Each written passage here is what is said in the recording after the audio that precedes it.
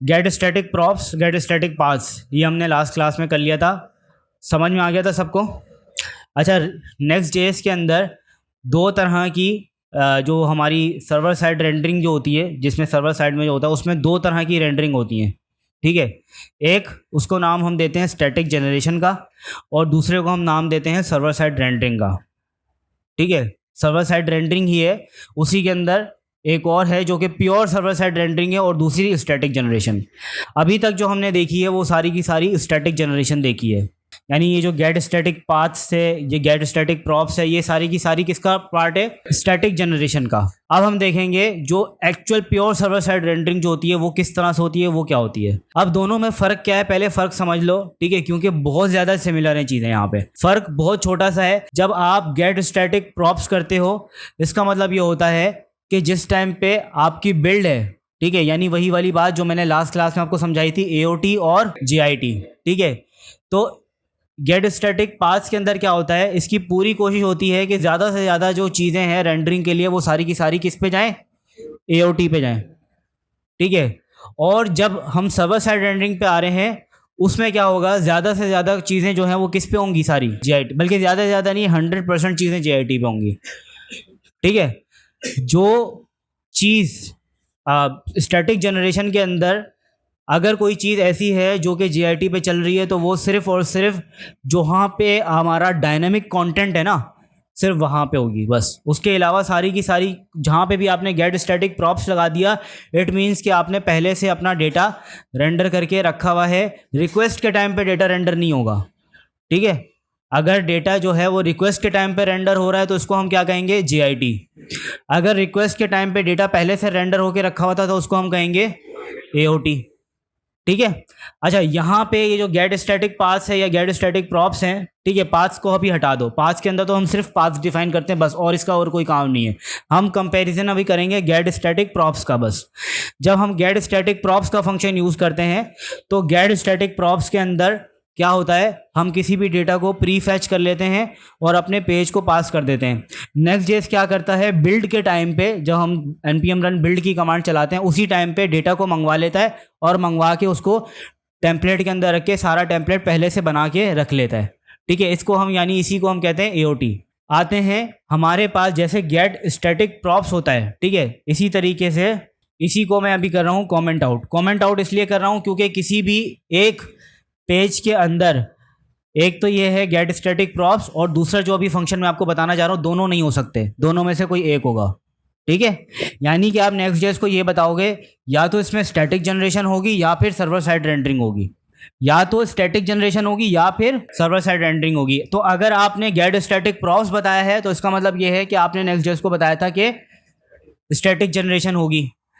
अगर आप ये वाले फंक्शन की जगह दूसरा जो भी मैं बताना चाह रहा हूँ वो फंक्शन अगर आप लिख देते हो तो इसका मतलब क्या है? सर्वर साइड रेंडरिंग होगी। दोनों नहीं रख सकते आप, दोनों में से कोई एक चीज़ चलेगी। क्लियर है? इसको हम कर रहे हैं कमेंट, और बिल्कुल सेम इसी तरीके से हम करेंगे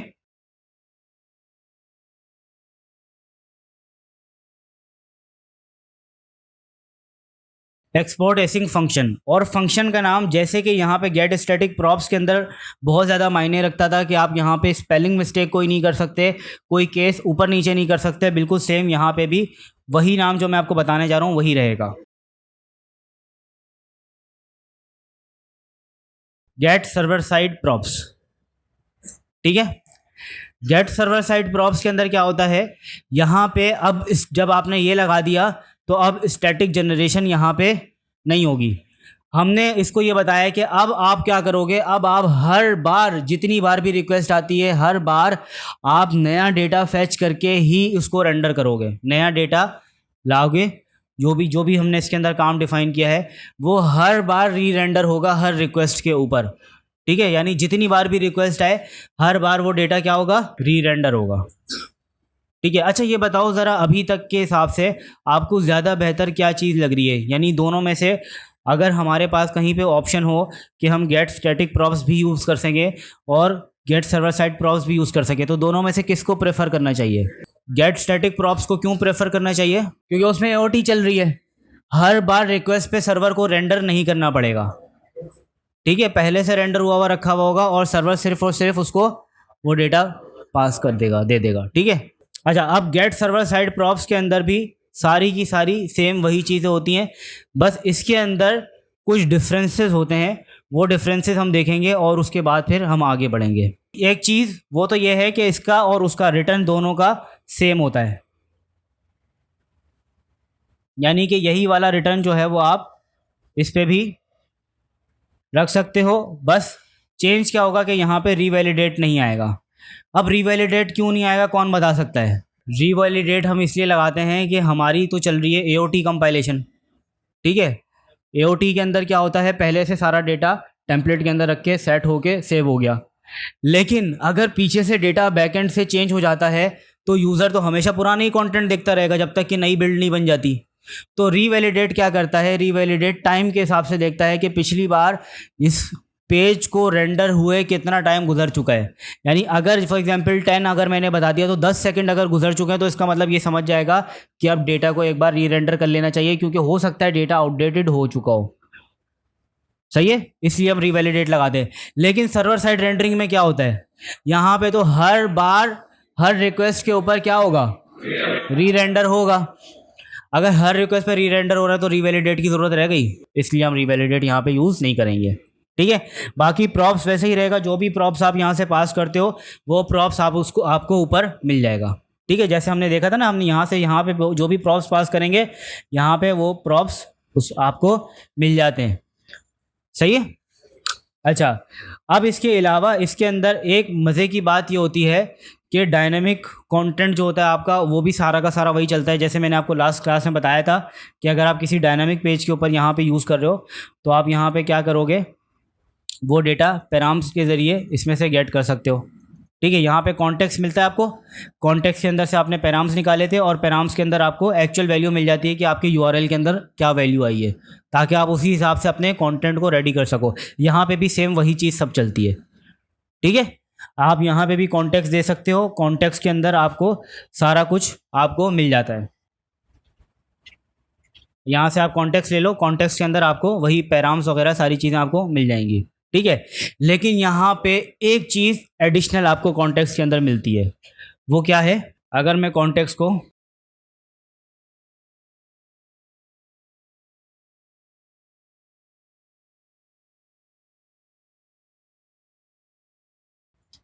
ये रख लेते ताकि उसको डेटा तो मिल ही जाए।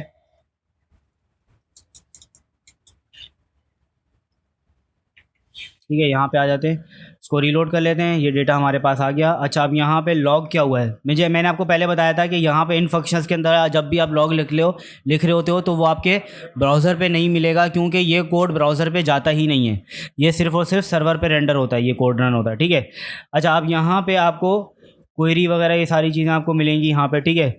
और इसके अलावा यहाँ पे आपको मिलता है ये पूरा का पूरा ये जो ऑब्जेक्ट है ना, ये पता है क्या है, ये देखो ये क्या है, REQ का मतलब रिक्वेस्ट। यहाँ पे मज़े की बात ये होती है कि आप यहाँ पे रिक्वेस्ट और रिस्पांस भी देख सकते हो अपना कॉन्टेक्स्ट के अंदर से, ठीक है।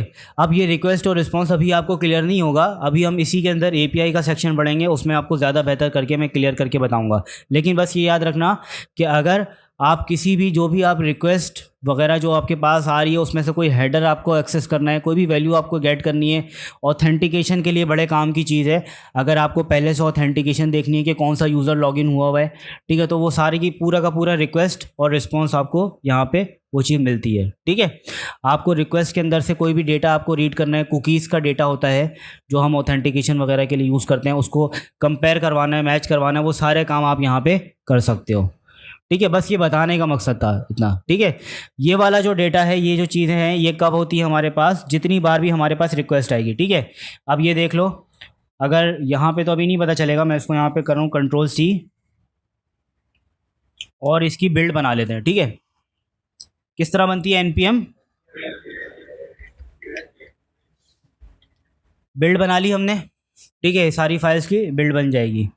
और बिल्ड बनने के बाद यहाँ पे एक चीज़ सबसे पहले आपको ये देखनी होगी कि ये देखो, यहाँ पे ये जो मेरा एक्चुअल पेज था जिसमें मैंने काम किया, कौन सा पेज है, index.js, ठीक है। यहाँ पे आपको इंडेक्स जो भी पेजेस बने हैं ना वो सारे आपको यहाँ पे नज़र आ रहे होते हैं, ठीक है। जिसमें ये जो स्लैश वाला जो राउट है ये इंडेक्स का है ना, है ना, सबसे पहले वाला। लेकिन इसके आगे आपको साइन कौन सा मिलेगा, ये इसको हम क्या कहते हैं पता है, लैम्डा। ये लैम्डा का साइन है, ठीक है। जब भी बिल्ड के टाइम पे किसी भी पेज के आगे आपको लैम्डा का साइन मिल जाए, इसका मतलब ये है कि नेक्स्ट.जेएस इस पेज को नहीं बना रहा। ये पेज कब बनेगा, बिल्ड के टाइम पे नहीं बनेगा। ये पेज कब बनेगा, जब रिक्वेस्ट आएगी, सही। अच्छा, अब ये बिल्ड हमारी हो गई सक्सेसफुल, ठीक है। और अगर बिल्ड से हमें चलाना हो तो हम कौन सी कमांड चलाते हैं, npm रन स्टार्ट करो या npm स्टार्ट करो, एक ही बात है,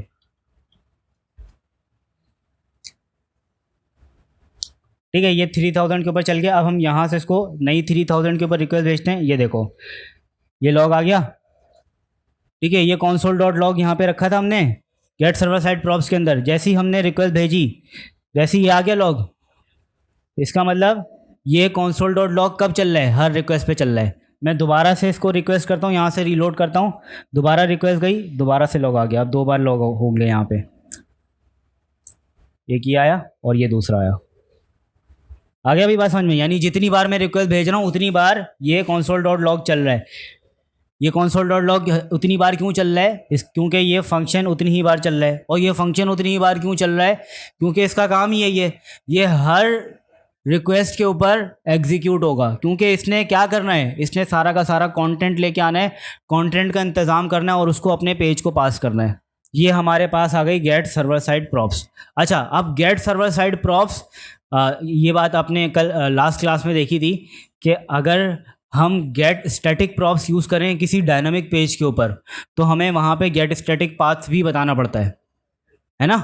उसके बगैर वो एरर दे रहा होता है नेक्स्ट.जेएस हमें। लेकिन अगर आप किसी डायनामिक पेज के ऊपर गेट सर्वर साइड प्रॉप्स करो तो आपको पास बताने की ज़रूरत नहीं है, ठीक है। सिर्फ स्टैटिक के अंदर रिक्वायर्ड होता है कि आप वहाँ पे गेट स्टैटिक पाथ्स का मेथड भी उसके साथ बताओ, अगर आप डायनामिक पेज में स्टैटिक जनरेशन करवा रहे हो तो, ठीक है। और अगर आप नहीं करवा रहे हो, ज़्यादातर डायनामिक पेजेस के लिए गेट सर्वर साइड प्रॉप्स ही चलेगा आपका, ठीक है। जो डायनामिक पेजेस होंगे ना वहाँ पे गेट सर्वर साइड प्रॉप्स ही चलेगा। गेट स्टैटिक प्रॉप्स शायद कुछ केसेस में चल जाए कि अगर कहीं पे आप कोई कैशे वगैरह कुछ करवाना चाह रहे हो तो, वरना उसके अलावा डायनामिक पेजेस के अंदर गेट सर्वर साइड प्रॉप्स ही चलेगा, ठीक है।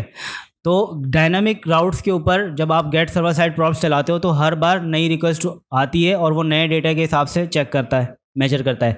तो इसलिए आपको वहाँ पे गेट स्टैटिक पाथ्स की ज़रूरत नहीं है, ठीक है। वहाँ पे आपको कुछ भी गेट स्टैटिक पाथ्स आपको नहीं चाहिए होगा, नहीं रिक्वायर्ड होगा। एक हमने देख ली स्टैटिक जनरेशन और दूसरी हमने देख ली सर्वर साइड रेंडरिंग, सही है। अब स्टैटिक जनरेशन भी हो गए, सर्वर साइड रेंडरिंग भी हो गए। तीसरी चीज़ के ऊपर अब आते हैं। नेक्स्ट.जेएस एक चीज़ और ऑफर करता है आपको, वो ये है कि नेक्स्ट.जेएस के साथ, नेक्स्ट.जेएस के ऊपर रहते हुए ही आप सर्वर साइड रेंडरिंग के साथ साथ क्लाइंट साइड रेंडरिंग भी करवा सकते हो, सही है। अब ऐसा क्यों है, अगर हमारे पास सर्वर साइड रेंडरिंग आ ही गई है तो हम क्लाइंट साइड रेंडरिंग क्यों करवाएंगे।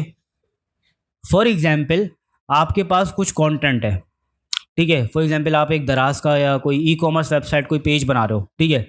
अब उसके ऊपर आपको चाहिए क्या, एसईओ चाहिए थी, ठीक है। जाहिर सी बात है वो प्रोडक्ट सर्च इंजन ऑप्टिमाइजेशन उस प्रोडक्ट को रीड करेगा। जब लोग गूगल पे उस प्रोडक्ट को सर्च करेंगे तभी तो आपकी वेबसाइट सामने आएगी, तभी आपके पास ऑर्डर्स आएंगे। सर्वर साइड रेंडरिंग, आपको पता चल गया कि अगर सर्च इंजन ऑप्टिमाइजेशन चाहिए तो सर्वर साइड रेंडरिंग चाहिए, सही है, सही है ना। लेकिन सर्वर साइड रेंडरिंग क्या पेज पे जितना भी कंटेंट है सब पे चाहिए। फॉर एग्जांपल आपका जो प्रोडक्ट्स पेज है उसमें रिव्यूज़ भी आते हैं, ठीक है। उसमें क्वेश्चन आंसर्स भी आते हैं, यानी आप बायर से क्वेश्चन भी कर सकते हो कि भाई ये प्रोडक्ट जो है वो कैसी है, या मतलब इसकी ड्यूरेबिलिटी क्या है, इसमें कौन कौन से साइजेस अवेलेबल हैं। ये क्वेश्चन आंसर्स होते हैं ना, और जो सेलर जो होता है वो आंसर दे रहा होता है उन क्वेश्चंस के, देखा है। अब क्या इन क्वेश्चन आंसर्स जैसे चीज़ों को भी client side server side rendering की ज़रूरत है, सर्च इंजन ऑप्टिमाइजेशन की ज़रूरत है। यानी अगर हम इसको भी सर्वर साइड रेंडरिंग पे डाल देते हैं तो हम बिला वजह अपना जो सर्वर है उस पर लोड बढ़ा रहे होंगे। ये तो ऐसा डेटा है कि जब प्रोडक्ट का पेज लोड हो जाए उसके बाद हम क्लाइंट पे भी रेंडर करवा सकते हैं, है ना।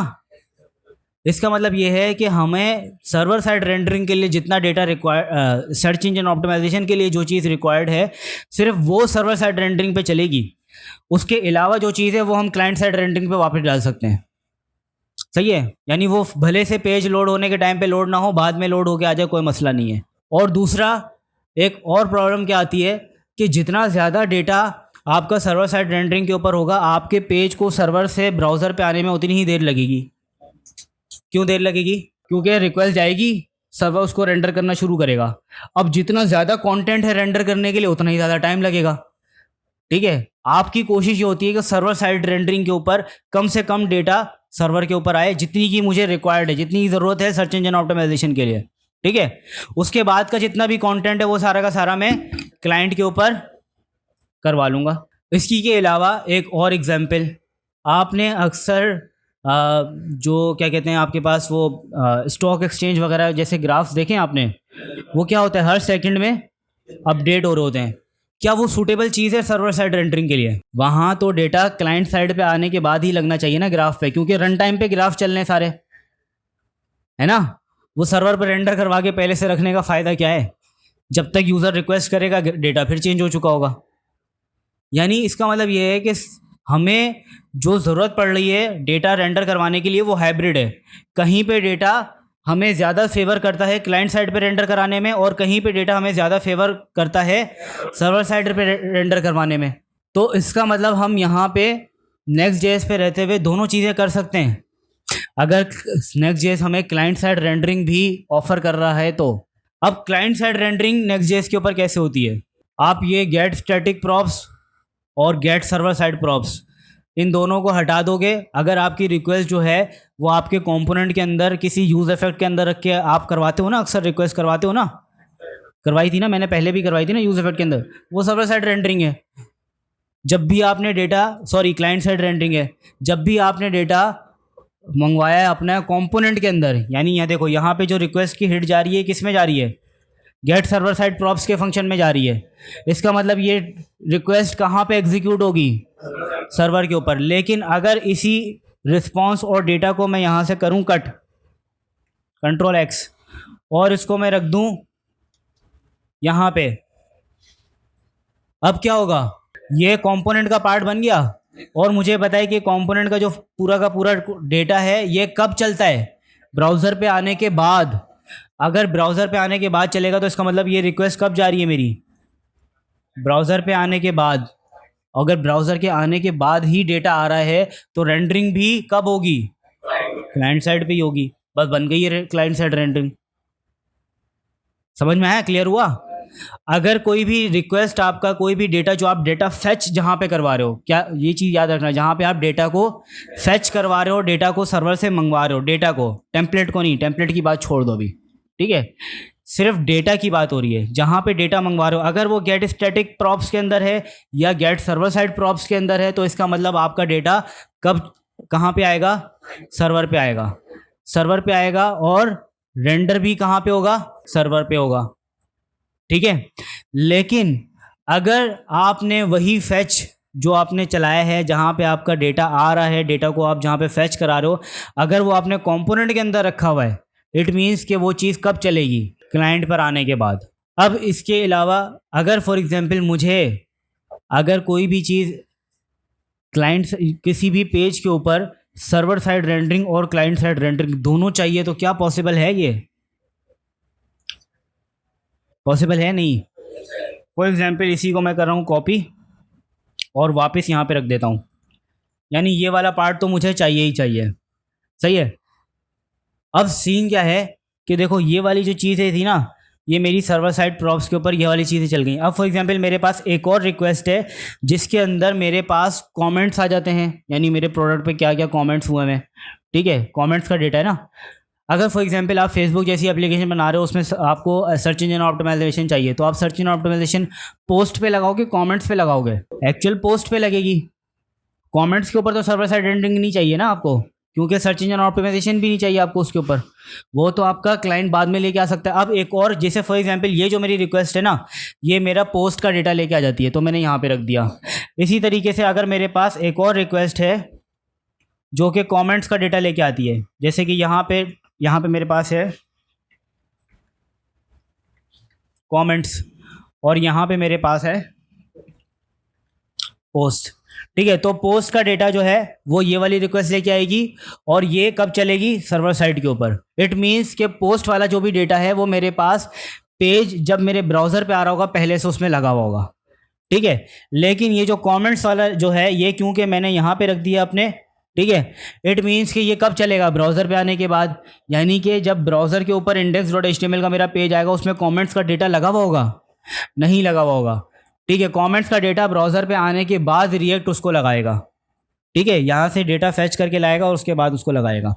इट मीन्स कि इस पेज के ऊपर अब क्या हो गया, क्लाइंट साइड रेंडरिंग भी हो गई और सर्वर साइड रेंडरिंग हो गई।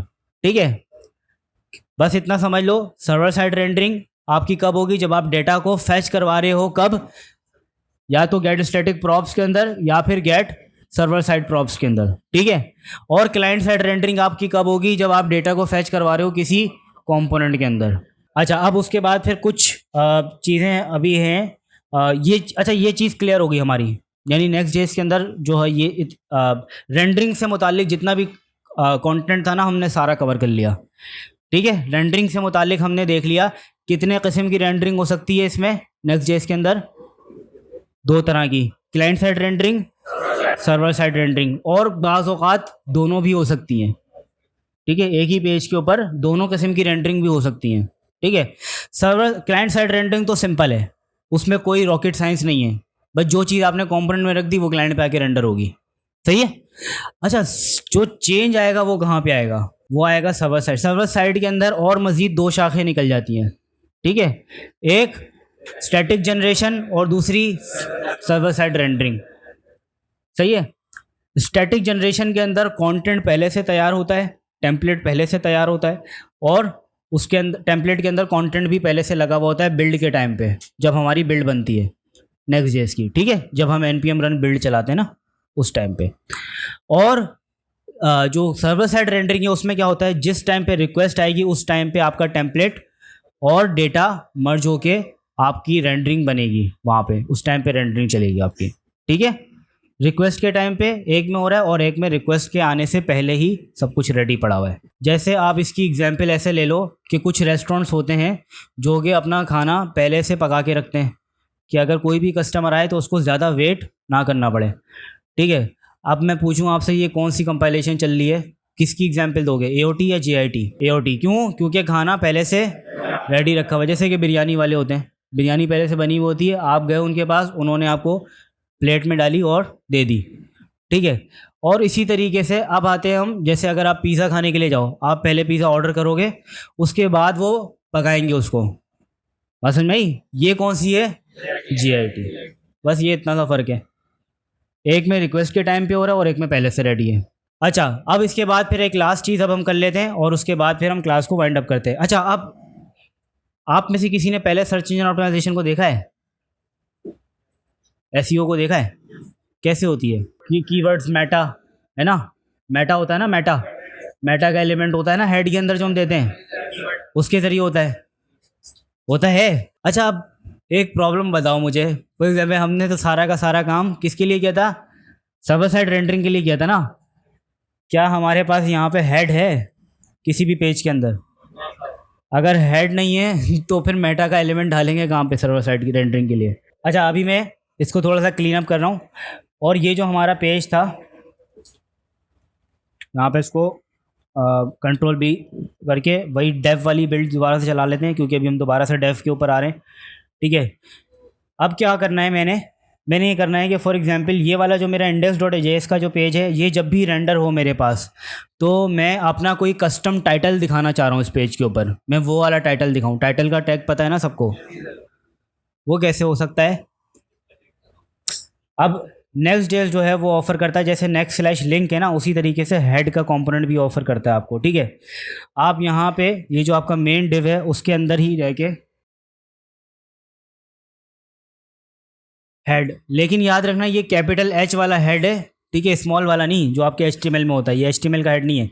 और ये कहाँ से आ रहा है, next/head से। जैसे next/links हमने लिंक मंगवाया था, और इस हेड के कंटेंट के अंदर आप हेड का कोई भी कंटेंट आप इसको पास कर सकते हो। फॉर एग्जांपल अगर मुझे टाइटल देना है, फॉर एग्जांपल इस इंडेक्स डॉट जेएस के पेज के ऊपर मैंने टाइटल देना है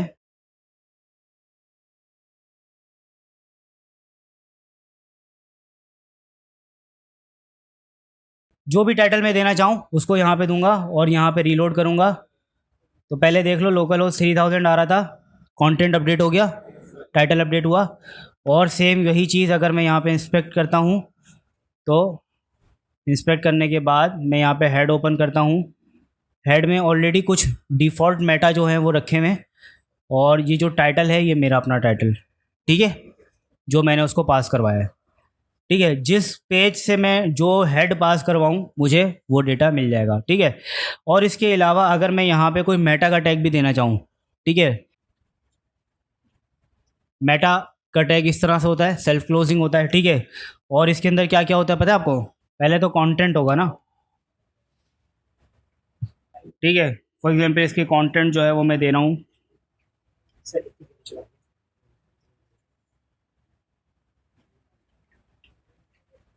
डिस्क्रिप्शन पेज की मैं देना चाह रहा हूँ तो मैंने कंटेंट को नाम दे दिया डिस्क्रिप्शन का। और यहाँ पे क्या आएगा,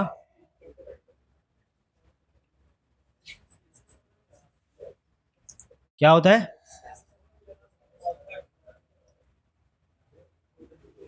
एक नेम होता है और एक कंटेंट होता है ना, तो ये वाली जो चीज़ है ये मेरा हो जाएगा, ये नेम होगा और ये होगा कंटेंट।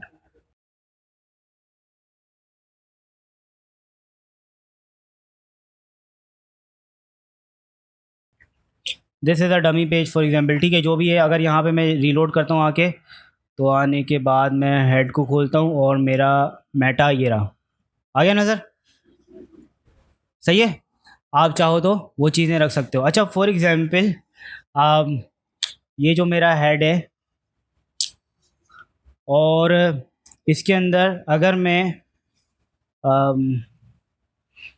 कैसे समझाऊँ, चलो खैर बाद में समझाता हूँ। अच्छा, ये जो हेड है, अगर आपके पास अगर आप चाहो तो इसके लिए कोई रीयूजेबल कंपोनेंट भी बना सकते हो रैपर के तौर पे ना।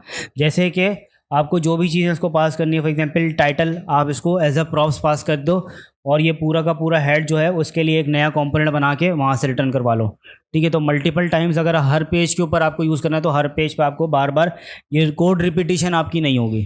ठीक है, लोग इस तरह की अप्रोच को फॉलो करते हैं, इसलिए मैं कह रहा हूँ। अच्छा, इसके अंदर और एक मज़े की बात यह है कि अगर कहीं पे भी आपके मल्टीपल हेड्स आप दे देते हो, फॉर एग्जांपल यहाँ पे एक हेड है, ठीक है, और यहाँ पे मेरे पास कंटेंट में आ जाएगा 2, इसमें भी आ जाएगा 2। अब क्या होगा, अब यहाँ पे मज़े की बात एक ये होगी कि देखो टाइटल तो हमारा वो आ गया जो हमने बाद में दिया है। क्यों? क्योंकि सेंस बनाता है, हम हर चीज़ में ये देखते हुए आ रहे हैं कि जो चीज़ बाद में आती है, जो लेटेस्ट होती है, वो चीज़ रहती है हमारे पास, पुरानी वाली ओवरराइड हो जाती है। और हमारे मेटा के अंदर क्या है, मेटा के अंदर हमारे पास पुराना वाला मेटा मिला है। अच्छा, एक चीज़ और, फॉर एग्जांपल पहले मैंने डिस्क्रिप्शन दिया था, दूसरे में फॉर एग्जांपल मैं दे रहा हूँ ऑथर।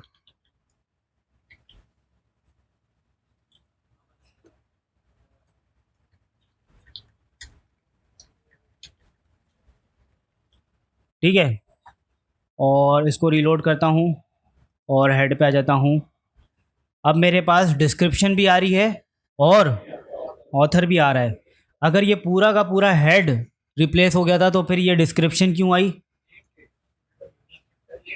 प्रॉब्लम ये है कि यहाँ पे ये रिप्लेस नहीं कर रहा, ये कंटेंट मर्ज करवा रहा है। ठीक है, और मर्ज के टाइम पे अगर कहीं पे डुप्लीकेशन है तो फिर उड़ाएगा, वरना फिर नहीं। सही है, अगर डुप्लीकेशन नहीं है, जैसे कि यहाँ पे डुप्लीकेशन नहीं थी ना मेटा की, ठीक है, तो फिर क्या हुआ, वो चीज़ रह गई। ठीक है, सिर्फ टाइटल जो है वो आगे हो गया क्योंकि टाइटल एक ही रह सकता है बस। लास्ट हमारे पास, हमने अभी तक जितनी भी चीज़ें देखी हैं उसमें हमारे पास जब पेज बना रहे थे हमारे पास ये 2 अंडरस्कोर के नाम से फाइल्स थी। इनका मैं आपको क्लियर कर दूं और फिर हम क्लास वाइंड अप करते हैं।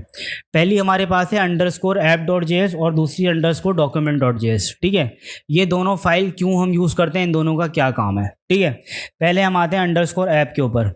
_app क्या होता है? _app आपका पूरे पेजेस के लिए एक तरह से पेरेंट कंपोनेंट माना जाता है। क्या माना जाता है? पेरेंट। ठीक है, यानी कि अगर आप यहाँ पे जो भी काम करोगे वो अप्लाई होगा किसके ऊपर? आपके जितने भी पेजेस हैं सबके ऊपर अप्लाई होगा। ठीक है, ये भी क्या कर रहा है, ये देखो सारे के सारे कंपोनेंट और सारे के सारे पेज प्रॉप्स लेके आ रहा है और एक एक करके आपके कंपोनेंट को रेंडर कर रहा है। जो भी कंपोनेंट इसको मिलेगा और उसको क्या करेगा, आपके सारे के सारे प्रॉप्स जो है वो डिस्ट्रक्चर करके पास कर देगा। ये वही काम कर रहा है। ठीक है, अगर आप इसको उड़ा दो आपका कोई भी पेज नहीं चलेगा, क्योंकि यही फंक्शन है जो एक एक करके आपके सारे पेजेस को लेके आता है और उसको यहाँ पे रख के रेंडर करवाता है। अच्छा, ये हो गया हमारे _app.js। इसके अंदर अगर आप कोई कंपोनेंट के अंदर फॉर एग्जांपल अगर मैं चेंज भी करके दिखाना चाहूँ आपको, जैसे ये रखते हैं और ये जो कंपोनेंट है इसकी जगह पे हम यहाँ पे एक डिव रख लेते हैं और डिव को इस पर रख देते हैं। ठीक है, यहाँ पे रख लेते हैं। ठीक है, और यहाँ पे एक और डिव आ जाएगा जिसमें आ गया हेलो। ठीक है, अगर यहाँ पे आ रही है, ये देखो हेलो आ गया डिव के अंदर ऊपर वाला। ठीक है,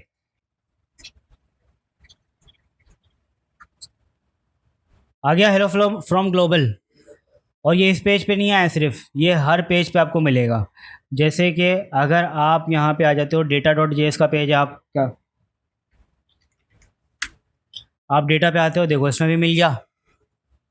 सही है, इसका मतलब यहाँ पे ये जो globals.css मैंने आपको बताया था, CSS की फाइल आप जब भी यहाँ पे रखते हो आपके हर पेज पे अप्लाई होती है। वो क्यों हो रही थी? क्योंकि ये ग्लोबल पेज है आपका हर कंपोनेंट इस पेज से होके ही रेंडर होता है। ठीक है, तो यहाँ पे आप जो भी चीज़ रखोगे वो आपकी हो जाएगी। तो इसी तरीके से कुछ लोग ये भी करते हैं कि अगर उनका हेड का एलिमेंट है कोई, ठीक है, और वो हर जगह पे सेम चला रहे हैं तो वो यहाँ पे रख देते हैं उसको। अब वो हेड किस में? हर पेज पे इंक्लूड हो जाएगा। ठीक है, और बाद में अगर चाहें तो किसी पेज पे रिप्लेस करना है तो ऑटोमेटिकली वो मर्ज भी हो जाएगा। और समझ में आई? जैसे कि ये डिस्क्रिप्शन वाला जो है ना, ये मैं हटा देता हूँ यहाँ से। सही है, और यहाँ पे _app के अंदर हेड को इंपोर्ट कर लेंगे। सही है, अब क्या होगा, हर पेज के अंदर ये हेड तो जा रही है, किसी का अगर अलग से हेड आया तो क्या हो जाएगा, वो भी मर्ज हो जाएगा। अच्छा, अब ये बताओ कि यहाँ पे पेज कंटेंट 2 वाला आएगा या मैंने यहाँ पे पेज कंटेंट लिखा है, टाइटल कौन सा वाला चलेगा? यहाँ पे 2 आ गया।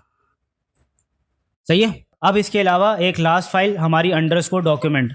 _document के अंदर क्या होता है, यहाँ पे अगर आप कोई HTML के अंदर कोई चीज़ करवाना चाह रहे हो ना तो वो आप _document में रखोगे। यहाँ पे देखो आपका पूरा पेज HTML, आपकी हेड, आपकी बॉडी, आपका सब कुछ यहीं पे रेंडर हो रहा होता है। देख रहे हो, नज़र आ रहा है आपको? अगर आप फॉर एग्जांपल यहाँ पे जैसे ये HTML के अंदर ये अगर लैंग्वेज =en, अगर आप कभी देखा है आपने लगाते हुए, अगर ये मैं हटा दूँ यहाँ पे, ये देखो HTML पे लैंग्वेज आ रहा है? नहीं आ रहा। ये यहाँ पे रखता हूँ लैंग्वेज =en, ये आ गया। सही है, इस तरह का HTML पे कोई भी काम करवाना है अगर आपने तो आप वो यहाँ से करवा सकते हो। ठीक है, कुछ भी आप करना चाह रहे हो, ठीक है, हेड के अंदर सारी चीज़ें आ जाती हैं, आपको सिर्फ ये नेक्स्ट स्क्रिप्ट डालनी होती है बस। ठीक है, जो मेन है इसके अंदर एक्चुअल आपका पूरे का पूरा पेज कंटेंट आता है मेन के अंदर, और स्क्रिप्ट के अंदर, नेक्स्ट स्क्रिप्ट के अंदर जो Next.js की जितनी भी स्क्रिप्ट्स हैं वो सारी की सारी ऐड होती हैं आपके पेज के ऊपर। सही है, तो ये जो _app है और _document है, ये इंपॉर्टेंट चीज़ें समझ में आ गई सबको। _app आपके पूरे कंपोनेंट्स का ग्लोबल कंपोनेंट, ठीक है, पेरेंट कंपोनेंट, और _document आपका पूरे पेज का जो डॉक्यूमेंट है उसको रेडी कर रहा होता है। ठीक है, HTML आपकी हेड वगैरह सारी चीज़ें। ठीक है,